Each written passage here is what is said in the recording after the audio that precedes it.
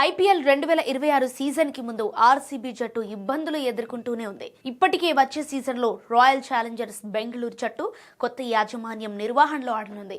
ఇప్పటికే ఆర్సీబీ విక్రయానికి సర్వం సిద్ధమైంది. అయితే ఐపీఎల్ 2025 సీజన్ టైటిల్ విజయంలో కీలక పాత్ర పోషించిన ఆర్సీబీ బౌలర్ యశ్ దయాల్ కొన్ని నేరాపణలు ఎదుర్కొంటున్నాడు. తనను పెళ్లి చేసుకుంటానని నమ్మించి 5 ఏళ్లుగా అత్యాచారం చేస్తున్నాడని యశ్ దయాల్పై పోలీసులకు ఫిర్యాదు చేసింది ఓ మహిళ. అలాగే మరో 17 ఏళ్ల అమ్మాయి కూడా తనపై యశ్ దయాల్ లైంగిక దాడి పాల్పడినట్టు ఫిర్యాదు చేసింది.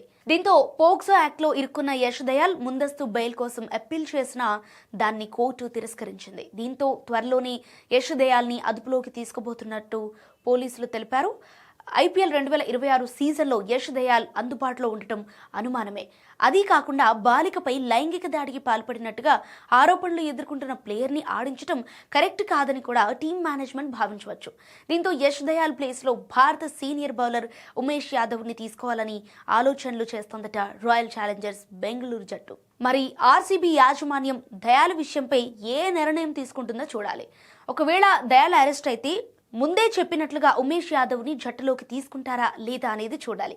ఇక ఉమేష్ యాదవ్ కూడా గతంలో ఆర్సీబీలో ఆడాడు. 2018 నుంచి 2020 సీజన్ వరకు 3 సీజన్లలో రాయల్ ఛాలెంజర్స్ బెంగళూరుకి ఆడిన ఉమేష్ యాదవ్ 2018 సీజన్లో 20 వికెట్లు తీశాడు. అలాగే 2019 సీజన్లో కేవలం 8 వికెట్లు తీయగా 2020లో గాయం కారణంగా 2 మ్యాచ్లు ఆడినా ఒక్క వికెట్ కూడా తీయలేకపోయాడు. ఇక ఐపీఎల్ 2022 సీజన్లో 12 మ్యాచ్ల్లో 16 వికెట్లు తీసిన ఉమేష్ యాదవ్ ఆ తర్వాత పెద్దగా అవకాశాలు దక్కించుకోలేకపోయాడు. అంతేకాకుండా 2025 సీజన్లో అమ్ముడు పోని ప్లేయర్గా కూడా నిలిచాడు.